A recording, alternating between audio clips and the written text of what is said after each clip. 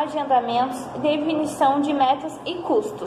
Agora explicando um pouco sobre a macroeconomia e a contabilidade nacional.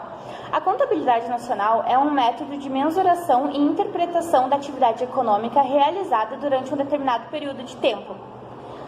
É o registro estatístico dos principais fluxos de produção e de renda. O produto é a soma dos valores monetários de todos os bens e serviços finais produzidos por um país em um determinado período de tempo. É tudo aquilo que tenha sido fabricado ou produzido. A renda é a soma das remunerações feitas aos fatores de produção empregados no nosso processo produtivo durante um determinado período de tempo. Ou seja, é o total dos salários, aluguéis, juros e lucros. Também se refere a um determinado valor de dinheiro que uma organização ou pessoa física recebe por comercializar um bem e serviço. Produto Interno Bruto é a soma dos valores monetários dos bens e serviços finais. Representa a soma em valores monetários de todos os bens e serviços produzidos por uma determinada região, ou seja, país, estados ou cidades, durante um determinado período de tempo. Produto Interno Bruto a preço de mercado é a soma dos valores monetários dos bens e serviços finais, computando-se os impostos indiretos e subtraindo subsídios. Já o Produto Interno Bruto a custos de fatores é a soma dos valores monetários dos bens e serviços finais, subtraindo-se os impostos indiretos e somando-se aos subsídios. Produto Interno Líquido é o produto bruto a custo de fatores menos a parcela correspondente à depreciação. É a base para se calcular o valor da depreciação. Produto Nacional Líquido é o produto interno líquido a custo dos fatores menos a renda enviada ao exterior, mais a renda recebida do exterior, também denominada como a renda nacional líquida. É o valor do produto nacional bruto menos o valor da depreciação. Renda pessoal é a renda nacional menos os lucros retidos pelas empresas, os impostos diretos das empresas, que seriam o imposto de renda, e as contribuições feitas à Previdência Social, mais as transferências do governo, ou seja, as despesas como inativos, pensionistas, salário família e outros benefícios pagos pela Previdência Social, mais juros pagos. É a renda recebida. Boa tarde, meu nome é Gisele, sou aluna do curso técnico em administração na Escola Gentil Veiga, que fica aqui em Alvorada. Vou falar mais um pouco sobre a macroeconomia. Vou falar de um tópico que se chama distribuição funcional de renda. É a forma como a renda de um país, num período de tempo, é distribuída entre os fatores de produção, trabalho e capital. Está agrupada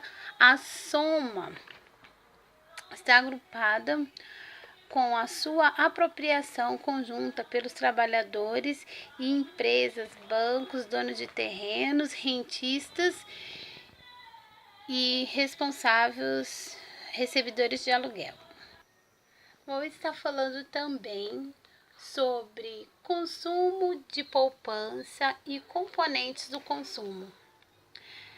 Bens não duráveis são aqueles bens que a empresa produz, né?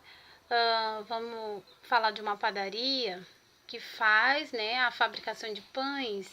Aqueles são bens não duráveis, né? No qual é uma alimentação que tem uma breve determinação tem uma data de vencimento, então ele é um bem não durável, né? Ele, ao mesmo tempo que ele é um produto que se vende, mas ele é um bem de uma empresa, de alguém. Então ele é um bem não durável de consumo. Outro setor dentro da macroeconomia é os serviços de consumo. São todo aquele serviço prestado por terceiros, né? Como um segurança ou uma impressora, né? Aquelas impressoras grandes que a gente faz aluguéis, né? são serviços que são prestados para satisfazer, né, a necessidade da empresa, né? Como segurança, né, prevenção, pode ser mão de terceiro, serviços gerais, são todos esses que numa eventualidade, um caso de necessidade, a empresa aciona essas pessoas para vir estar fazendo a manutenção, algo que a empresa talvez não tenha esse serviço, então ela faz a solicitação. Outro tópico que está dentro da macroeconomia são os bens duráveis. Bens duráveis são tudo aquilo que é material. São mesas, cadeiras, computadores, telefones e etc. Toda a parte de maquinário, né, da empresa são bens duráveis. Vou falar também um pouco sobre a poupança, né? A poupança é um bem onde a empresa, né, ela separa. Esse dinheiro separado, né, ele faz um investimento, ele separa ali naquela instituição, que ele pode até estar emprestando para aquela instituição, para gerar renda, né, gerar fundos, né. E uma das coisas que é interessante também, às vezes pode fazer investimento em outras empresas, emprestar até mesmo para o governo, que utiliza para cobrir, né, os déficits de atenção das contas públicas. Às vezes o próprio governo também pode estar usando esse dinheiro que a gente separa para uma eventual necessidade e ao mesmo tempo ser investido com empresas, no próprio banco, né, um investimento que vai haver. Dando continuidade, vou falar também do estoque. O estoque de início, ele é uma produção de bens da economia da empresa, né? É uma parte que se guarda dessa economia, né? E que, de acordo com a saída, se gera uma nova produção dessa mercadoria, né? A instituição, a empresa, ela disponibiliza, né, para venda ou fornecimento, né? Por isso que temos os estoques. Na macroeconomia, temos também o setor de investimento. É a parcela da renda destinada à compra de máquinas e equipamento, visando, né, o aumento da capacidade de produção. Lembrando também que o estoque também é um investimento. Igualdade fundamentada da macroeconomia. Poupança é igual a investimento. O consumo do sistema econômico é a soma das despesas realizadas por todas as pessoas por período de tempo. A soma da poupança e das pessoas é igual à poupança do sistema econômico.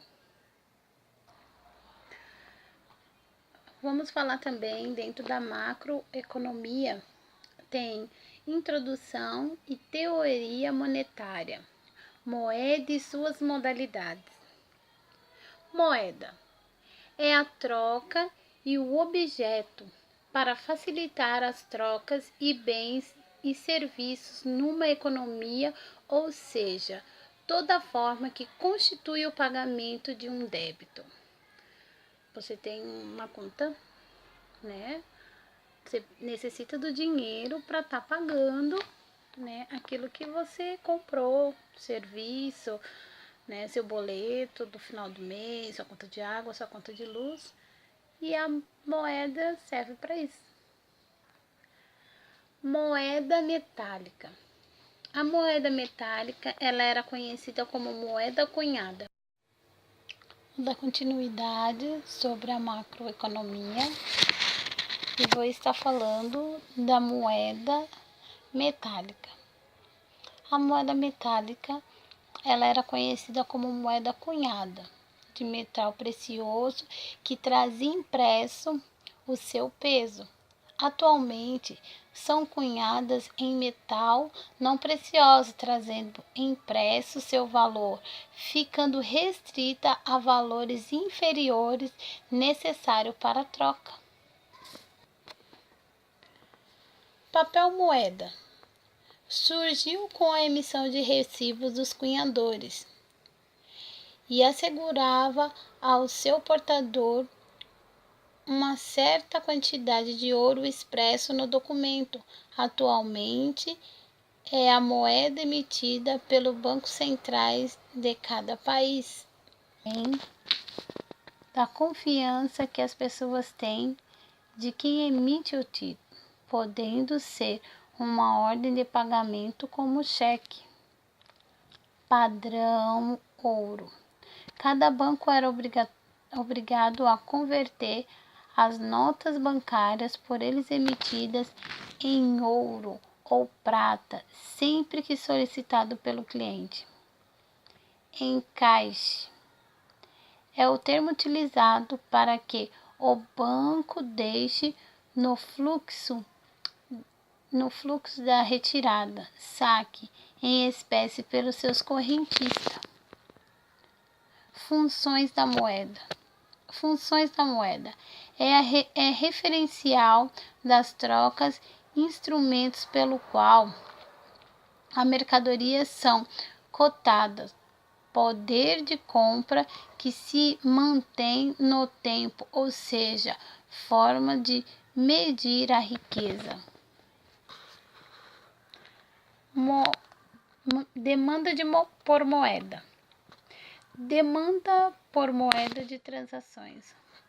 Com o recebimento e pagamentos não são sincronizados, as pessoas precisam reter moedas para pagar suas despesas.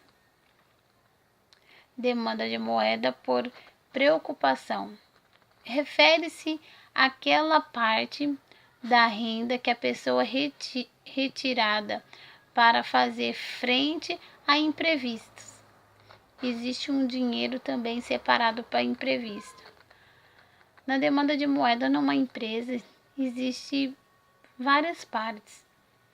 A de transação, existe um dinheiro separado para transação, existe outro dinheiro para precaução, né? Você vai ter uma precaução caso aconteça algo que você precisa dar uma entrada, entrar com investimento ali. Na demanda de moeda tem esse espaço, né? A empresa não vai ser pega de surpresa. Demanda de moeda por especulação ocorre quando aquela parcela da renda da pessoa poderia ser aplicada em títulos, fica retida pelo fato de ser a taxa de juro estar baixa e as pessoas aguardaram sua elevação para comprar título.